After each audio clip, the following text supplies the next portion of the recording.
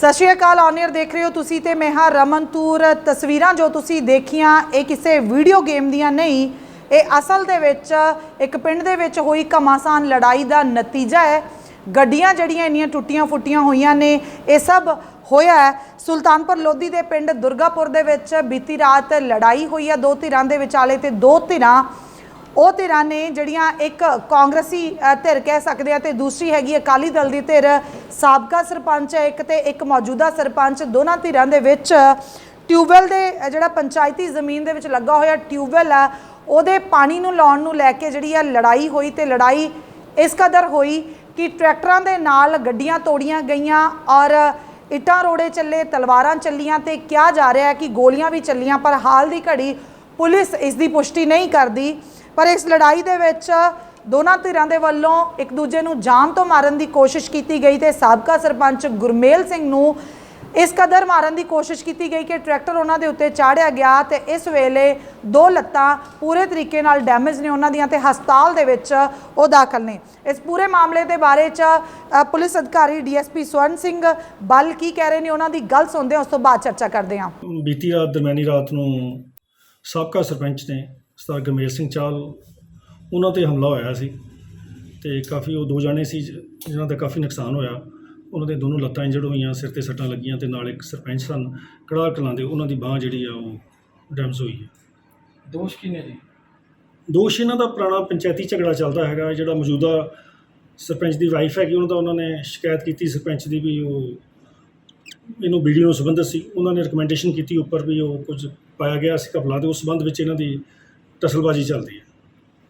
किन्ने जाने पता लग ये परचा 17 जाणिਆਂ ਤੇ 22 नेम हैगा ਤੇ 10 जाणिਆਂ ਤੇ अणपछाते ने जिन्हां ते ऑफेंस है 307 379 B 326 324 148 149 341 506 ये मुकदमा गिरफ्तारी हजे हाल की घड़ी फरार सारे दोषी ਜਿਹੜੇ फरार ने। सर जिस तरह दस्सिया रहा ये रात ਨੂੰ 11 ਵਜੇ ਝਗੜਾ ਹੋ ਰਿਹਾ ਵਾ ਤੇ ਉੱਥੇ ਜਿਹੜੀਆਂ ਕੁਝ ਗੱਡੀਆਂ ਸੀ ਤੇ ਟਰੈਕਟਰ ਗੱਡੀਆਂ ਦੇ ਵਿੱਚ ਮਾਰ ਕੇ ਜਿਹੜੀ ਭੰਨ ਤੋੜ ਕੀਤੀ, ਕੀ ਕਾਰਨ ਹੋਇਆ ਕਿ ਉੱਥੇ ਪਾਣੀ ਲਾ ਰਹੇ ਸੀ ਜਾਂ ਕੀ ਕਾਰਨ ਸੀ?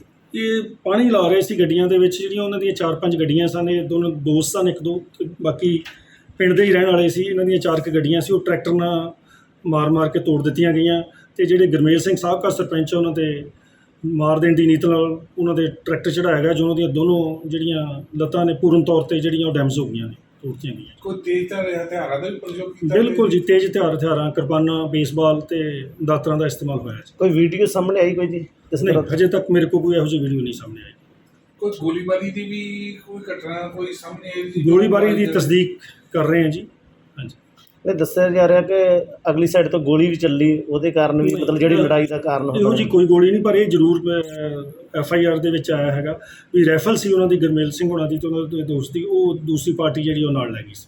ਕੋਈ ਕਿਸੇ ਤਰ੍ਹਾਂ ਦੇ ਰੌਂਦ ਬਰਾਮਦ ਜਾਂ ਕੋਈ? ਨਹੀਂ, ਇਹੋ ਜਿਹੀ ਕੋਈ ਹਜੇ ਬਰਾਮਦਗੀ ਨਹੀਂ ਹੋਈ। सो DSP स्वर्ण सिंह इस पूरे मामले की जानकारी दे रहे हैं और दस रहे हैं कि एक तो कांग्रेसी जोड़े है मौजूदा इस वेले सरपंच ने और एक साबका अकाली सरपंच ने, इन्होंने दोनों धिरां दे विच सरकारी जमीन दे विच लगे हुए ट्यूबवैल के पानी नूं लाउण नूं लैके लड़ाई हुई है। तो लड़ाई इस कदर घमासान हुई कि बहुत सारियां गड्डियां भन्नियां गईयां, इट्टां रोड़े चले, तलवारां चलियां।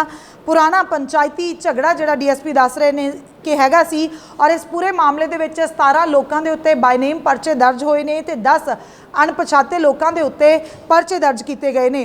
किसी पुराने घपले नाल संबंधित किसी चीज़ नूं लैके रंजिश थी दोनों धिरां दे विच ते उसे दा नतीजा कल रात हुई ये लड़ाई है।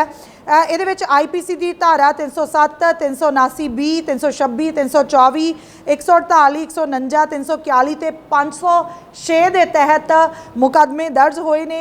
गिरफ्तारी अजे तक कोई नहीं हुई क्योंकि दोषी वारदात करन तो बाद हाले तक फरार दसे जा रहे हैं। साबका सरपंच गुरमेल सिंह ते मार देण दी नीयत दे नाल ट्रैक्टर चढ़ाया गया जिहदे विच उन्हां दीयां दो लत्तां हमेशा दे लई खत्म हो गईयां।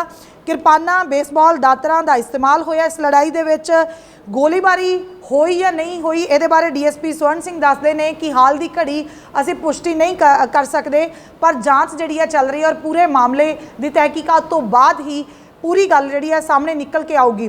हाल दी घड़ी इस तरह दी जिहड़ियां लड़ाइयां ये बहुत चिंता का विषय ने। जिस वेले ਚੋਣਾਂ ਦਾ ਬਿਗਲ ਵੱਜਿਆ ਹੋਇਆ ਔਰ ਪੰਜਾਬ ਦੇ ਵਿੱਚ ਵੈਸੇ ਹੀ ਹੋਰ ਬਹੁਤ ਸਾਰੇ ਮਸਲੇ ਹੈਗੇ ਆ ਜਿਹੜੇ ਵਾਕਈ ਚਿੰਤਾ ਦਾ ਵਿਸ਼ਾ ਨੇ, ਤੇ ਉਹਦੇ ਵਿੱਚ ਜੇ ਪਿੰਡ ਦੇ ਮੋਹਤਬਾਰ ਰਹਿ ਚੁੱਕੇ ਲੋਕ ਜਾਂ ਹੁਣ ਜਿਹੜੇ ਲੋਕ ਮੋਹਤਬਾਰ ਨੇ ਉਹ ਇਸ ਕਦਰ ਦੀ ਜਿਹੜੀ ਹੈ ਜ਼ਿੰਮੇਵਾਰੀ ਨਿਭਾਉਣ ਦੀ ਬਜਾਏ ਇਸ ਕਦਰ ਜਿਹੜਾ ਆਪਣਾ ਆਪਾ ਪੇਸ਼ ਕਰਦੇ ਨੇ, ਬੇਹੱਦ ਚਿੰਤਾ ਦਾ ਵਿਸ਼ਾ ਹੈ।